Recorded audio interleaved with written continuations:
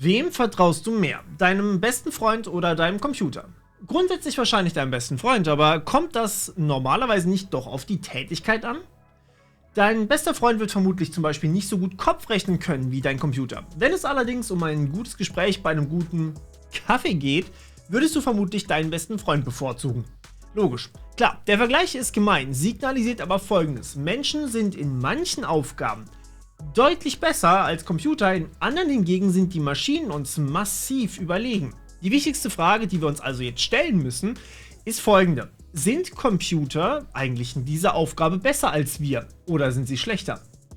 Stellen wir uns heute also die Frage, sollten wir vielleicht aufhören, Auto zu fahren und es den Maschinen überlassen? Das hier ist ein Video, das ich schon sehr lange machen wollte, und für unser heutiges Video habe ich mir Unterstützung von Bosch geholt. Wer es nicht wusste, die machen nicht nur Bohrmaschinen, Waschmaschinen und IoT, sondern eben auch Sensorik und Systeme für selbstfahrende Autos. Und da sind sie kein kleiner Dienstleister. Im Januar haben Bosch und VW eine Partnerschaft für selbstfahrende Autos angekündigt. Und ich habe für dieses Video hier ebenfalls einen längeren Podcast aufgenommen. Mit zwei Boschlern, die an genau diesem Projekt arbeiten. So möchte ich euch einen möglichst guten Einblick geben, wieso derzeit alle in der Automobilindustrie auf diesen einen Tag hinarbeiten, wenn wir alle endlich einen persönlichen Chauffeur haben, wenn wir alle sturzbesoffen von unserem Auto abgeholt werden können und nicht mehr heimlaufen müssen. Aber falls ihr selbst Interesse an diesem Gebiet habt, dann meldet euch bei Bosch, die suchen nämlich Mitarbeiter. Link zur Bewerbung ist in der Beschreibung, ihr schlauen Menschen.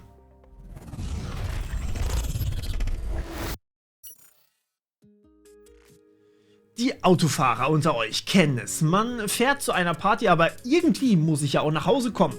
Das heißt dann meist, dass einer zumindest nichts trinken darf. Das ist aber nur einer der wenigen Gründe, warum wir selbstfahrende Autos wollen.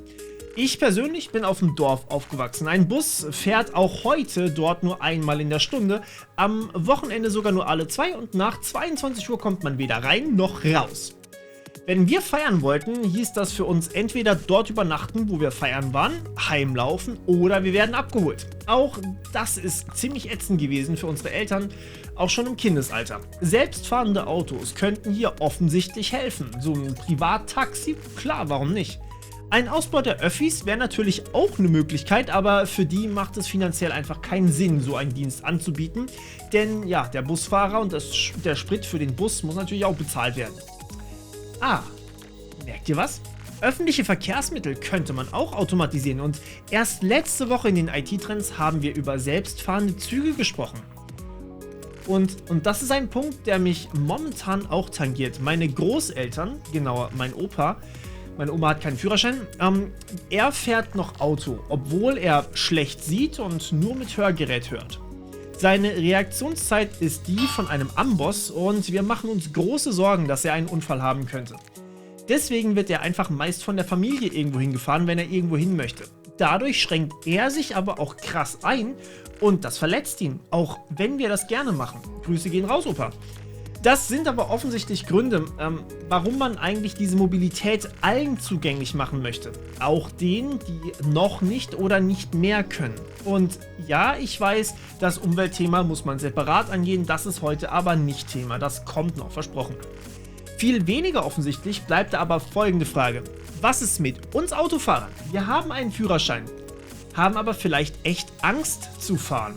Yep, that's me, tatsächlich. Ich habe den Schein gemacht, den Lappen gemacht und bin dann viele Jahre lang quasi gar nicht gefahren, weil ich im Studium in der Stadt gelebt hatte und davor einen kleinen Unfall hatte. Als ich wieder etwas weniger zentral wohnte, musste ich wieder anfangen zu fahren und hatte echt krass Angst davor. Ich habe richtig gezittert jedes Mal, als ich aus dem Auto gekommen bin. Das war wirklich kein Spaß. Das ist jetzt serious, okay? Und rein rational betrachtet ist das auch gar nicht mal so eine abwegige Reaktion. Nach dem Deutschen Statistikamt gab es im Jahr 2020 ca. 2,2 Millionen Unfälle. Es gab über 327.000 Menschen, die sich verletzten. 2719 sind sogar gestorben. Das sind unfassbar riesige Zahlen, wenn man sich das mal so überlegt. Es scheint, als würden wir uns maßlos überschätzen, was das Autofahren angeht. Und das belegen auch die Zahlen. Im Jahr 1991 gab es zwar auch nur 2,3 Millionen Unfälle, ihr erinnert euch, 2020, das waren ungefähr gleich viele. Allerdings sind dabei 11.300 Menschen gestorben. Das sind mehr als 4-mal so viele wie 2020. Und das lässt sich wunderbar erklären. Ja, es gibt mehr Autos auf den Straßen, aber sie sind technisch immer besser. Anti-Blockiersysteme, Airbags, ESP, ohne die kommt kein Auto mehr überhaupt auf die Straße. Und seit einigen Jahren werden Notbremssysteme immer mehr zum Standard. Seit diesem Jahr sind autonome Notbremsfunktionen Vorschrift für neu verkaufte Personenwagen und Transporter. Auch Systeme wie Spurhaltesysteme werden immer mehr zum Standard und das ist nur ein Ausschnitt. Fahrzeuge werden also nicht nur autonomer, sie werden dadurch auch immer sicherer. Aber wieso, fragt ihr euch? Es gibt mehrere Stufen des autonomen Fahrens. Weil das Informatiker sind, haben sie einfach mal bei Stufe 0 angefangen zu zählen. So wie jeder normale Mensch. Stufe 0 ist komplett menschliches Fahren, also keine Assistenzsysteme, kein gar nichts. Das ist laut Vorschriften nicht mal mehr erlaubt. Stufe 1 ist das sogenannte assistierte Fahren. Der Fahrer ist für alles alleine verantwortlich, aber ein Bremsassistent, ein Tempomat und andere Systeme machen für den Fahrer das Leben leichter und sicherer. Sie bewahren vor dem Schlimmsten sozusagen. Diese Stufe ist schon lange normal. Jedoch werden hier auch immer noch mehr Systeme entwickelt, die da reinzählen, die das Ganze quasi unterstützen. Ich habe zum Beispiel keine Rückfahrkameras in meinem Billo-Auto und keinen Spurhalteassistent, kein Bremsassistent, Tempomat, all das würde mir gewaltig helfen, habe ich aber nicht. Und auch bei den aktuellen Systemen muss nicht Halt gemacht werden. Zur Stufe 1 würden auch zum Beispiel ein System zählen, das automatisch mit Parkplätzen Kontakt aufnehmen kann, die euch dann sagen, wo ihr parken könnt. Es gibt Schätzungen, dass je nach Stadt bis zu 20% des Verkehrs in der Stadt wegen Parkplatzsuche entstehen. Wäre ja schon mal eine Hilfe.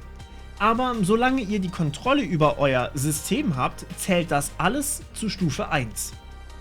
Diese Systeme sind relativ unabhängig voneinander. Zum Beispiel kann mit LiDAR und Radar untersucht werden, wie weit entfernt der vor mir ist und ob er gerade bremst oder beschleunigt. Das Prinzip ist eigentlich ähnlich wie bei Fledermausen, wenn man so möchte. Die stoßen Ultraschallwellen aus und messen, wie lange diese Wellen brauchen, bis ihre Reflexion wieder zurückkommt. Die Verarbeitung ist also relativ schnell.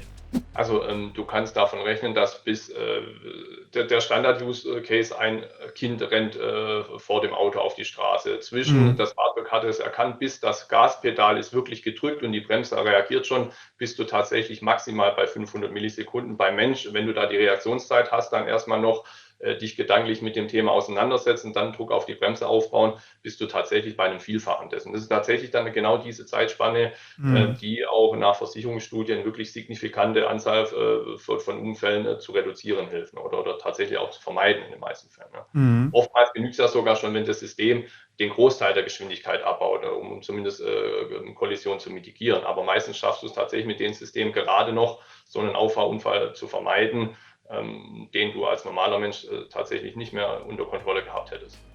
Ja. Insofern sind also diese Systeme eine intelligente Hilfe, aber wir dürfen uns nicht darauf verlassen, denn wenn ein System beschädigt ist oder wenn auf eurer Rückfahrkamera vielleicht Eis- oder Wassertropfen liegen oder ein Vogel auf die Kamera eures Spurhalteassistenten trifft, dann müsst ihr als Mensch eingreifen und zwar ohne, dass euch das Auto darauf aufmerksam macht. Level 2 ist dann zum Beispiel der Einparkassistent oder auch der Überholassistent. Das sogenannte teilautomatisierte Fahren kann beschleunigen, bremsen, Spur halten, auf den Verkehr oder Hindernisse achten auf einmal. Aber, und das ist extrem wichtig, auch hier seid ihr noch dafür verantwortlich. Ihr müsst zu 100% der Zeit aufmerksam sein und jederzeit die Kontrolle übernehmen können.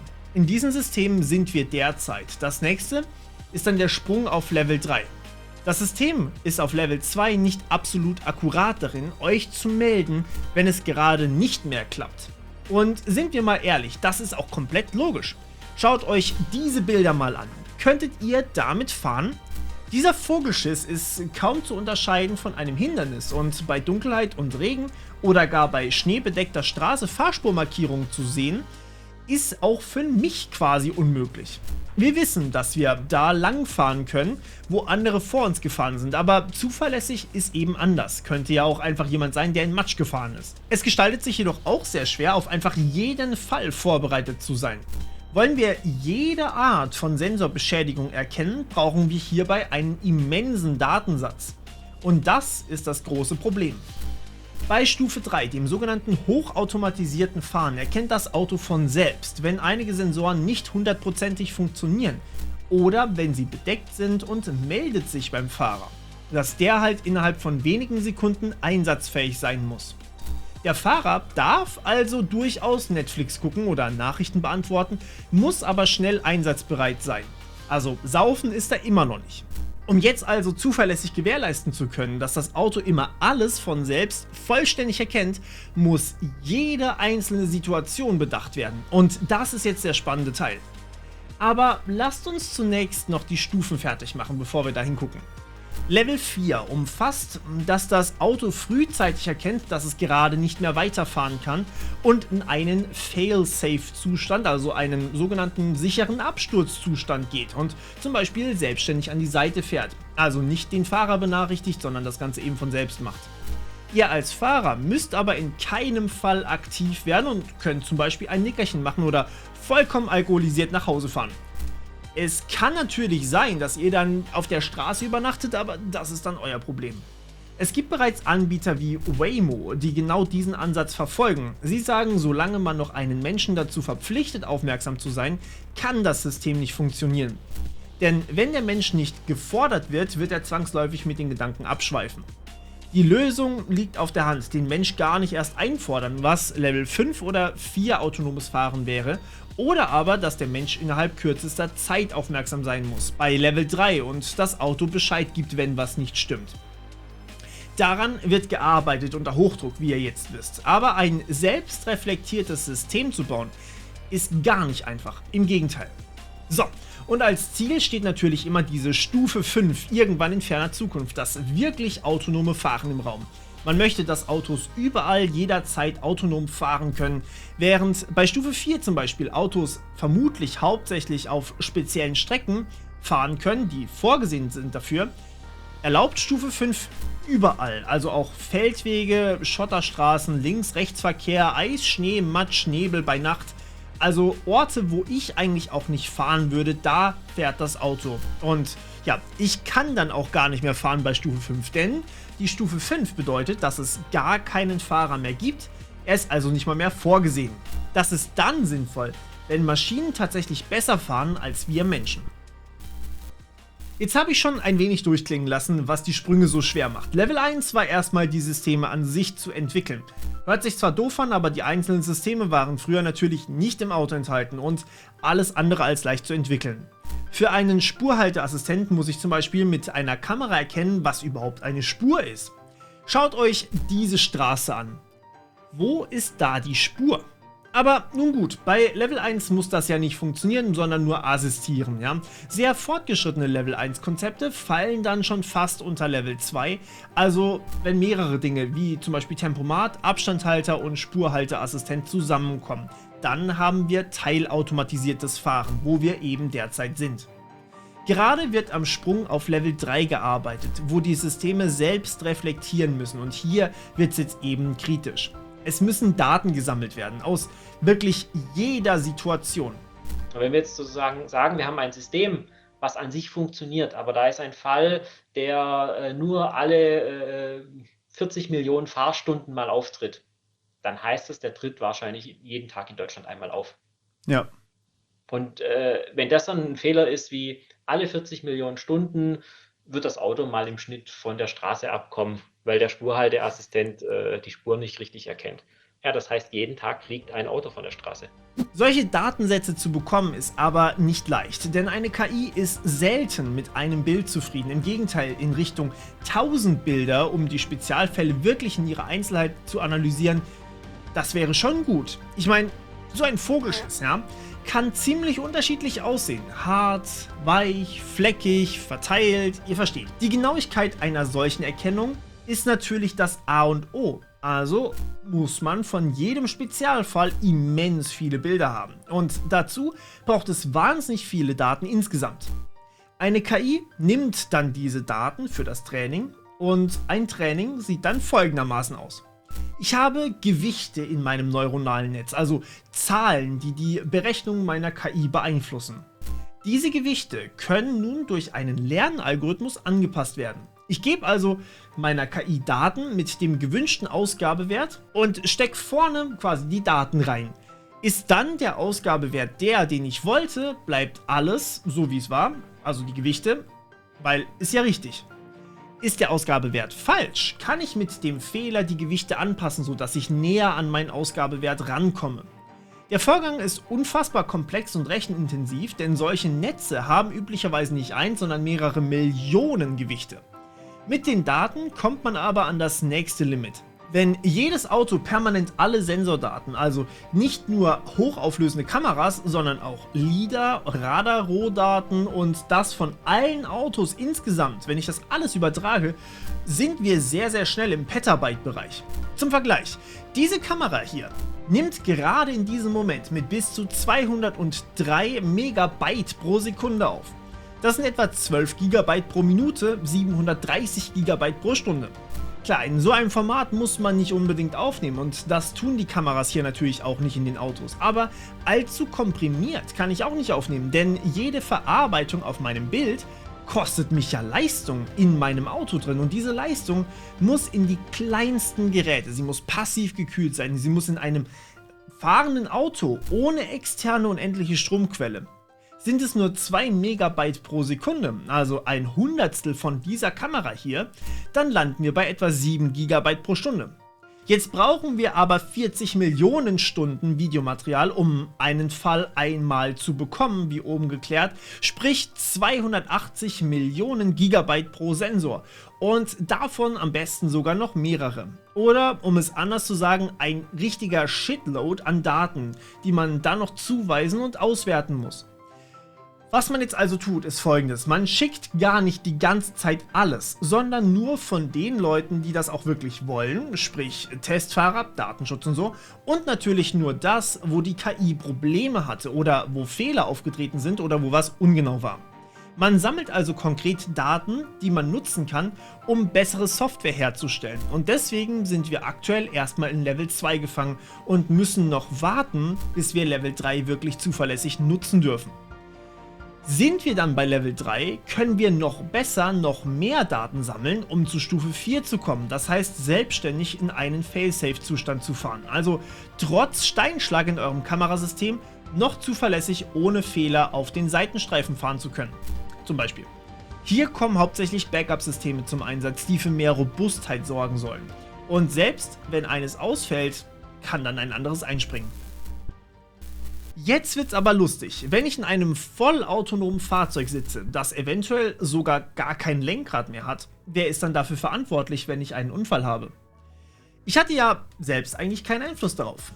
Aber selbst wenn ich dafür hafte, es macht trotzdem für mich wie auch für Versicherungen Sinn, selbstfahrende Autos zu wollen. Denn die Zahl der Unfälle sinkt ja drastisch und die Schwere der Unfälle sinkt noch mehr. Dementsprechend gibt es weniger Schäden, für die die Versicherung bezahlen muss, oder die Summen sind niedriger. Vermutlich wird es allerdings auf die Hersteller zurückfallen, aber ob ihr es glaubt oder nicht, unsere Regierung hat vor kurzem die Verordnung zum autonomen Fahren abgesegnet und sich damit tatsächlich zum Vorreiter in dieser Hinsicht etabliert. Damit können für Fahrzeuge bis Stufe 4 Genehmigungen erlangt werden, die Tests und Zulassungen im öffentlichen Verkehr erlauben. Klar, soweit sind wir noch nicht, aber bei Tests kann man natürlich davon ausgehen, dass jemand das System extrem beobachtet. Das Besondere an echten Straßentests, es sind keine Laborbedingungen, wie zum Beispiel auf Rennstrecken, ich muss wirklich im normalen Verkehr klarkommen. Spannend ist auch eine ganz spezielle Frage. Kennt ihr dieses Spiel? Es nennt sich Moral Machine und ich möchte es ganz kurz mit euch gemeinsam spielen. Szenario: Ihr fahrt unvermeidlich auf eine Wand zu. Entweder jeder einzelne Insasse eures Autos stirbt oder ihr weicht aus auf einen Zebrastreifen und jeder Passant stirbt. Was tut ihr? Ändert sich eure Meinung, wenn ihr wisst, dass die Passanten eigentlich rot hatten und gar nicht über die Straße laufen durften? Ändert sich eure Meinung, wenn es Kinder sind, die überfahren werden? Oder die im Auto sitzen? Ältere Menschen? Schwangere? Frau? Mann? Verbrecher? Geschäftsmann? Bettler? Kranke? Vielleicht Tiere? Wen überfährt man? Der große Unterschied zu bisherigem Autofahren ist folgender. Das Auto ist unfassbar schnell bei Berechnung, schneller als ihr das jemals sein könntet. Ein Mensch würde in so einer Situation instinktiv handeln und man könnte ihm eigentlich keinen Vorwurf machen. Höchstens, dass er in diese Lage reinkam. Ein Auto handelt nicht instinktiv. Es berechnet. Und wir Informatiker schreiben den Code für das, was da berechnet wird. Dazu braucht es allerdings den gesellschaftlichen Dialog. Wen soll man also töten? Wenn man Fahrer und Insassen des Autos tötet, tötet man ebenso die Chance, dass sich irgendwer so ein Auto freiwillig kauft. Aber auch anderweitig ist hier ein interessantes Phänomen zu beobachten. Das Quiz des MIT lief nämlich eine ganze Weile und wurde ausgewertet und zeigt Folgendes. Männer wurden weltweit eher verschont als Frauen, junge Menschen eher als ältere, Kinderwägen wollte kaum jemand überfahren, Kriminelle hingegen waren mit Katzen und Hunden das beliebteste Opfer. Dicht gefolgt übrigens von Alten und Dicken. Es zeigt jedoch auch starke kulturelle Unterschiede. So waren beispielsweise südländische Länder viel gewillter, Alte zu überfahren und junge Menschen zu schützen, während östliche Länder genau andersrum das gemacht haben. Und in Frankreich zum Beispiel wurden Männer deutlich lieber überrollt als Frauen. Ihr könnt euch die ganze Studie durchlesen, sie ist unfassbar interessant und ich finde durchaus, man sollte sie gelesen haben. Es gibt allerdings noch einen Ausweg. Ein richtig gutes Softwaresystem könnte im besten Fall die Situation nicht nur nach Tod versus Leben analysieren, es könnte Personen Überlebenschancen zuweisen und so eventuell die Situation wählen, wo den Teilnehmern das am wenigsten Schlimme geschieht. Das heißt, es wird für jeden Teilnehmer im Straßenverkehr berechnet, wie hoch die Überlebenschance ist und dann eben das mit der höchsten für alle genommen. Wird also eine Person nur eine Verletzung mit 90% Überlebenschance bekommen, wird diese Route genommen. Das heißt natürlich, Mittelwege wie eine harte Vollbremsung inklusive Drift, um den Stoß möglichst gut abzufedern und niemanden ernsthaft zu treffen, das könnte durchaus eine Möglichkeit sein. Und natürlich wird alles dafür getan, gar nicht erst in solche Situationen zu gelangen. Dazu im nächsten Kapitel aber noch mehr. Manchmal kann es aber solche Situationen geben und dann müssen sich die Firmen, sowie meine beiden Interviewpartner, dem jeweils ethischen Recht des Landes beugen. Es könnte also sein, dass ihr hier in Deutschland verschont werdet, in China aber eiskalt überrollt werdet. Ich hatte es angekündigt, es wird noch viel kommen in diesem Bereich, wisst ihr ja. Ein Thema, worauf ich übrigens mega hyped bin, ist das ganze Connected Car Umfeld. Euer Auto verbindet sich. Jo, mit dem Handy, ne? Dann kann man ja Musik hören und direkt im Auto Netflix glotzen. Ja, aber nicht nur. Wie wäre es mit folgendem? Euer Auto verbindet sich mit den Ampeln, an die ihr hinfahrt. Euer Auto verbindet sich mit dem vor euch, sodass, wenn der bremst, ihr direkt das auch tun könnt. Und Auffahrunfälle so selbst ohne andere Sensoren nicht passieren können.